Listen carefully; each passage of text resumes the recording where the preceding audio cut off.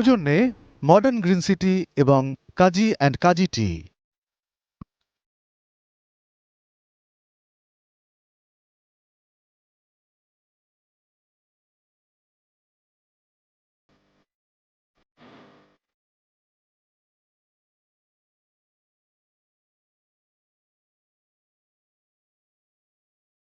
মেলার মাঠে আমন্ত্রণ।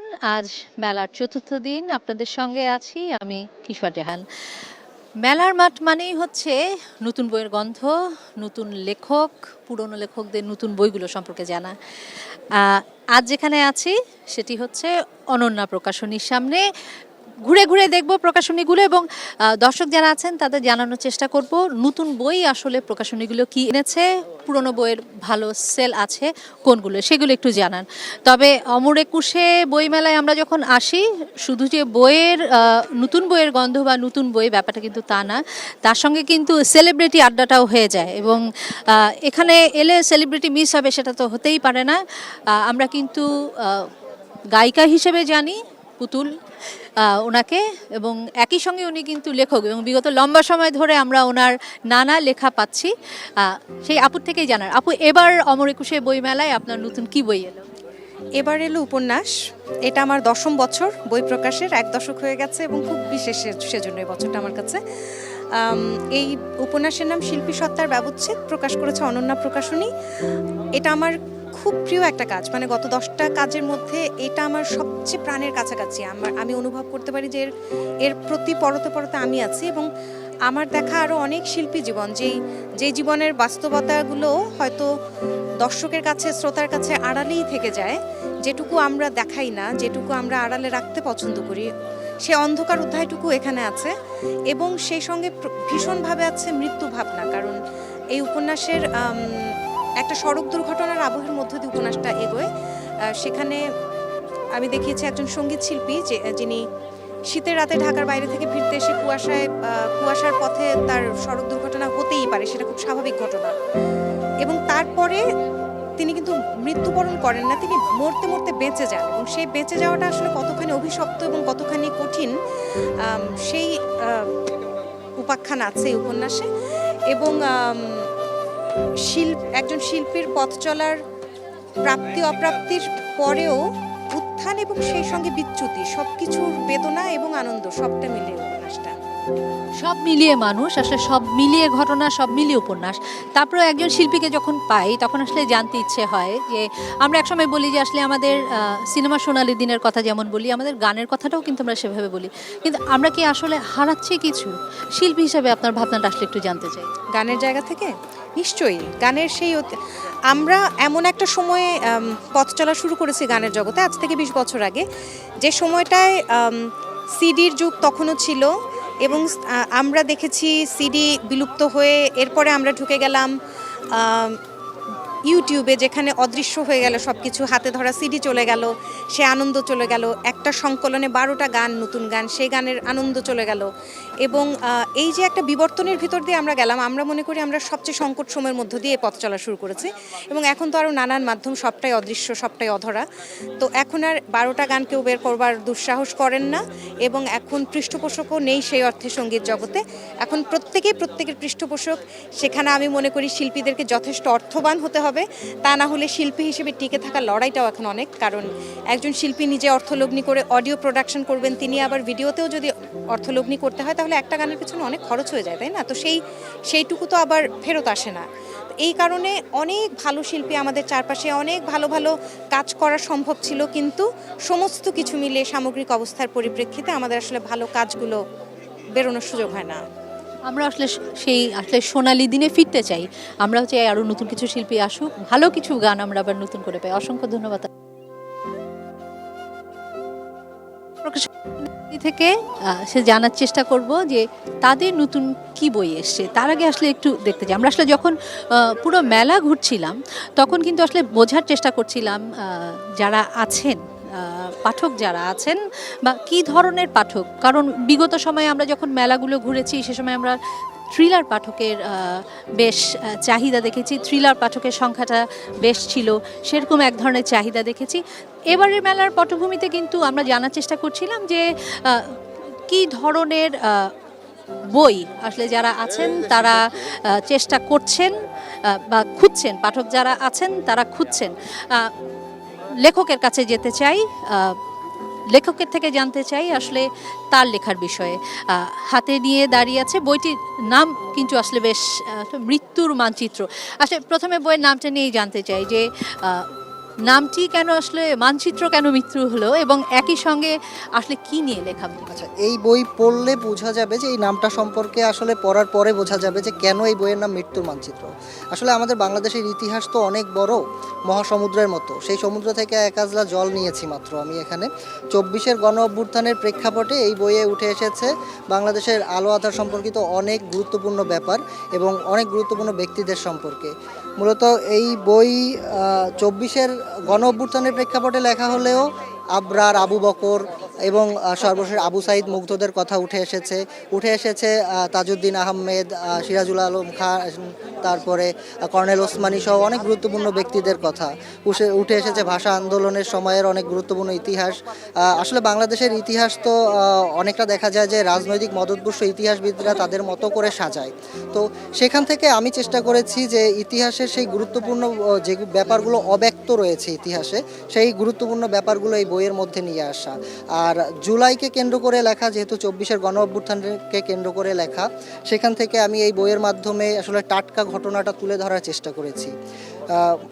একটু জানার ছিল যে আসলে অভ্যুত্থান নিয়ে লেখা, কিন্তু মানচিত্র তো মৃত্যুর নয়, তাহলে বইটি মানচিত্র আসলে তো সব জায়গায় একটা মৃত্যুর ছাপ পড়েছে 24-এ, যেটা 71-এ তো আমরা কখনো অস্বীকার করতে পারবো না। সেখানে যে রক্তের বিনিময়ে আমরা যে মানচিত্রটা পেয়েছি, সেই মানচিত্র বারবার রক্তাক্ত হচ্ছে। সেখান থেকেই আমি ভেবেছি যে মৃত্যুর মানচিত্র নামটাই এই বইয়ের জন্য আসলে সবচেয়ে ভালো যায়। আর উপন্যাস লিখতে গেলে তো সাধারণত কিছু কাল্পনিক চরিত্রের দরকার হয়, কিছু কাল্পনিক চরিত্রের সাথে কিছু হয়েছে এবং এই বইয়ের ঘটনাগুলো ঘটেছে। ধন্যবাদ আপনাকে। বলছিলাম যে আসলে এবার পাঠকরা কি খুঁজছেন বা পাঠকরা আসলে কি চাইছেন সেটা আসলে জানার চেষ্টা করছিলাম আমরা। নানা সময় আসলে যেটা বলছিলাম যে থ্রিলার বইয়ের চাহিদাটা যেমন থাকে, তবে এবারে প্রকাশক যারা আছেন তারা কিন্তু আসলে বারবারই বলছিলেন যে এবারের চাহিদাটা কিছুটা ভিন্নতা পেয়েছে। এবারের অমর একুশে বইমেলাটার যেমন একটা ভিন্ন মাত্রা আছে, সেই সাথে চাহিদার ক্ষেত্রে ওনারা বলছেন যে ওনারা কিছুটা হলেও পরিবর্তন দেখতে পাচ্ছেন। এবং এখন যারা আছেন অনেকটাই বলছিলেন যে রাজনৈতিক প্রেক্ষাপট, রাজনৈতিক বইগুলোর দিকে পাঠক যারা আছেন তারা কিন্তু বেশ ঝুঁকেছেন। এবং আমরা আসলে অমর একুশে বইমেলার বিভিন্ন স্টল ঘুরে কিন্তু দেখেছি যে এবারের জুলাই অভ্যুত্থান নিয়েও কিন্তু বই আছে। এই মুহূর্তে এই যে আমার হাতে আহমদ ফয়েজ স্যারের একটি বই, ওনারা বলছিলেন যে বইটি এবার জুলাই সংবাদপত্র জুলাই অভ্যুত্থান 25টি শীর্ষ দৈনিকের প্রথম পৃষ্ঠা, আহমদ ফয়েজ স্যারের বই, এবং একটা ভালো রেফারেন্স বুক হিসেবে কিন্তু এটি ওনারা এনেছেন। এবং এবার যে শুধু আসলে গণঅভ্যুত্থানের বই ব্যাপারটা কিন্তু তা নয়, গণঅভ্যুত্থানের বইয়ের সাথে আরও কিছু বই তো আসলে বরাবরই থাকে, কারণ সাহিত্যের অঙ্গনে যে নানা দিক, সেই দিকগুলোর তো কিছু ব্যাপার রয়েই যায়। যারা আসলে রেফারেন্সের জন্য বই নিচ্ছেন তারা যেরকম নিচ্ছেন, আবার যারা শুধুমাত্র নিখাদ আনন্দ নিতে উপন্যাস, গল্প কিংবা কবিতা পড়েন, সেই ব্যাপারটাও তো থেকে যায়। একজন পাঠকের থেকে জানতে চাই, ভাই আসলে কি বই দেখছেন বা কি বই খুঁজছেন? জি, আসলে আমি সাইকোলজিক্যাল বইগুলো খুঁজছিলাম। আমি একজন মেডিকেল স্টুডেন্ট, তো আমার কি প্যাশন আর কি সাইকোলজি নিয়ে একটু জানার, মানুষের ব্রেন কীভাবে কাজ করে এই বিষয়গুলো জানার খুব ইচ্ছা, তো আসলে এগুলোই দেখছিলাম। অমর একুশে বইমেলায় এসে আসলে পড়ার বইয়ের দিকে ঝোঁকার কারণটা কি? এখানে কি আসলে ভালো পাওয়া যাচ্ছে নাকি আপনারা কি, আমরা সাধারণত শিক্ষার্থীদের দেখেছি যে নীলক্ষেত একটা ভালো বইয়ের ভান্ডার, যেখান থেকে আমরা সবসময় বই কিনি পড়াশোনা, অমর একুশে বইমেলাটাতে আসলে এটা বাছার কারণ কি? আসলে বই চয়েস এটা হচ্ছে আসলে আপেক্ষিক বিষয়, এক একজনের এক একটা বই ভালো লাগে। তো কোনো মানুষ প্যাশনেট থাকে যে কোনো একটা স্পেশাল সাবজেক্টের প্রতি, তো এই জন্য আর কি আমি দেখছিলাম আমার চয়েসের সাথে কোনটা মিলে। আসলে একটা বিষয় কি, আমাদের মেডিকেলে যারা পড়াশোনা করে ওটা পড়াশোনার গণ্ডির মধ্যে এরকমভাবে আটকে যায় যে আসলে তাদের ওগুলাই ভালো লাগে আস্তে আস্তে, এই জন্য আর কি। আর চলতে চলতে আসলে ভালো লাগাটা তৈরি হয়ে যাওয়া। আশা করছি আপনি যে বইটি খুঁজছেন পাবেন। আসলে চলে যেতে চাই প্রকাশকের কাছে, তার থেকে জানতে চাইবো, একটু আগেও কথা বলছিলাম ভাইয়া, জানার ছিল যে এবার আসলে পাঠকদের মধ্যে ভিন্নতা পাচ্ছে পাচ্ছিলেন কিনা, এটা একটু জানার ছিল। এবার পাঠকরা আসলে কী ধরনের বই খুঁজছে, আপনারা পাঠকদের জন্য এবার কি উপহার নিয়ে এসেছেন এবার অমর একুশে বইমেলায়? আচ্ছা, পাঠকদের মধ্যে আমরা বিগত কয়েক বছর ধরে রাজনৈতিক বইয়ের প্রতি একটা আগ্রহ লক্ষ্য করছি, এবং সেটা হচ্ছে গিয়ে যে মূলত কোটা আন্দোলনের পর থেকে আমরা টের পাচ্ছিলাম যে আমাদের এই জেনারেশন অনেক বেশি রাজনৈতিক সচেতন হয়ে উঠতেছে, যে দীর্ঘদিন একটা কর্তৃত্ববাদী শাসন ব্যবস্থার মধ্যে থাকার ফলে তাদের মধ্যে একটা দ্রোহ তৈরি হয়েছে, এবং এই ব্যবস্থাকে হচ্ছে ভেঙ্গে নতুন ব্যবস্থা তৈরি করার একটা মানে তাগের মধ্যে আমরা দেখতে পাচ্ছিলাম আর কি। ফলে আমাদের নিজেদের ক্যাটালগে কিন্তু প্রচুর রাজনৈতিক বই যুক্ত হয়েছে। আপনারা জানেন যে 2023 সালে হচ্ছে ফাহাম আব্দুস সালামের বই প্রকাশের অপরাধে হচ্ছে মানে অপরাধ আর কি তৎকালীন ফ্যাসিস্ট সরকারের কাছে, যে আদর্শের স্টল বরাদ্দই বাতিল করে দেওয়া হয়েছে টোটালি, মানে মেলাতেই আদর্শের কোনো স্টল ছিল না।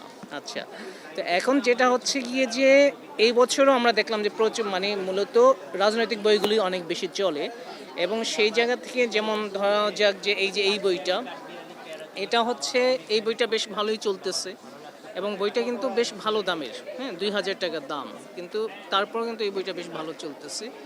এই বইটা হচ্ছে গিয়ে যে আন্দোলনের সময় যে গণমাধ্যম যে তার নিজের যে স্বাধীনতা যে চরিত্র সেটা যে হারিয়ে ফেলছে, সেটারই একটা মানে আপনি নিদর্শন পাবেন এই বইতে, যে গণমাধ্যম জনগণের যে ভূমিকা পালন, জনগণের মুখপত্র হিসেবে যে ভূমিকাটা পালন করার কথা, কিন্তু এইখানে দেখা গেছে যে পুরো আন্দোলনের সময় আন্দোলনকে অনেক বেশি হচ্ছে গিয়ে যে ভিন্নভাবে উপস্থাপন করা হয়েছে।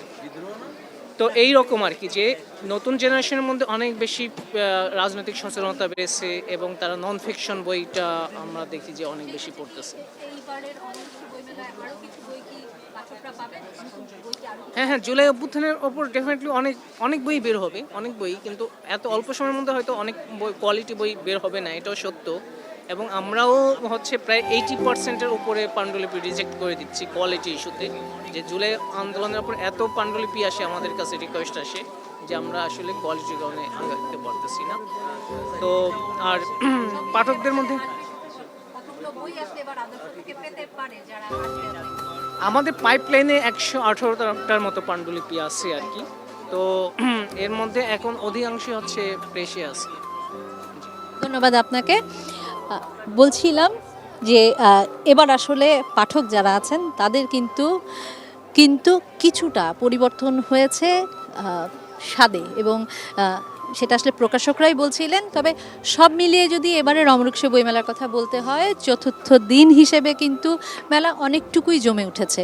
তবে একটু জানাতে হয়, পরিচ্ছন্নতার ক্ষেত্রে কিন্তু মেলাকে বলতে হবে অনেকটুকুই পিছিয়ে, কারণ এখনও আসলে যেভাবে মেলাটি গুছিয়ে ওঠার কথা ছিল সেভাবে গুছিয়ে উঠতে পারেনি। আর আজকে যেহেতু চতুর্থ দিন, প্রথম দিন আমরা দেখেছিলাম অমর একুশে বইমেলার তথ্যকেন্দ্রে বাংলা একাডেমিতে কোনো বই জমা পড়েনি। তা আজকে আমরা কিন্তু একটা হিসাব পেয়েছি, মেলার চতুর্থ দিনে এসে কিন্তু আমরা দেখেছি আজকের দিনে 47টি নতুন বই জমা পড়েছে, এবং সব মিলিয়ে কিন্তু ওনারা আমাদের হিসাব দিচ্ছিলেন 92টি বই নতুন জমা পড়েছে। তো অমর একুশে বইমেলার কথা যদি বলতে হয়, আসলে মেলা একটু একটু করে জমছে এবং একটু একটু করে গুছিয়ে উঠছে। তবে পাঠকপ্রেমী যারা আছেন, যারা মেলায় ঘুরতে আসতে চান, দেখতে আসতে চান, বই কিনতে আসতে চান, এবং বইকে ঘিরেই যেহেতু আসলে এতটা যোগ্য, সেই স্বাদটুকু যারা নিতে চান তারা তো আসলে অপেক্ষা করেন না। 1 তারিখ থেকে শুরু হয়েছে এবং এই টানা পুরোটা মাস, ভাষার মাসে সেটা চলবে। এবং পাঠক যারা আছেন, প্রকাশক যারা আছেন, তারা যেমন আশা করছেন যে মেলা জমে উঠবে, বিক্রি ভালো হবে, আবার পাঠক যারা আছেন তারাও কিন্তু বলছিলেন যে এবার ওনারা আশা করেন ভালো কিছু পাবেন। তো সব মিলিয়ে যদি বলতে হয়, মেলা জমছে, মেলা আরও জমজমাট হবে। চতুর্থ দিনের বইমেলা তো আজকে শেষ হয়ে যাবে, আগামীকাল পঞ্চম দিনের বইমেলা। সেই পর্যন্ত সবাইকে এটিএন নিউজের সঙ্গে থাকার জন্য অনুরোধ করব, এবং আগামীকাল মেলার মাঠে জানাবো নতুন স্টলে নতুন বই সংখ্যা। সে পর্যন্ত সবাই সুস্থ থাকবেন, ভালো থাকবেন।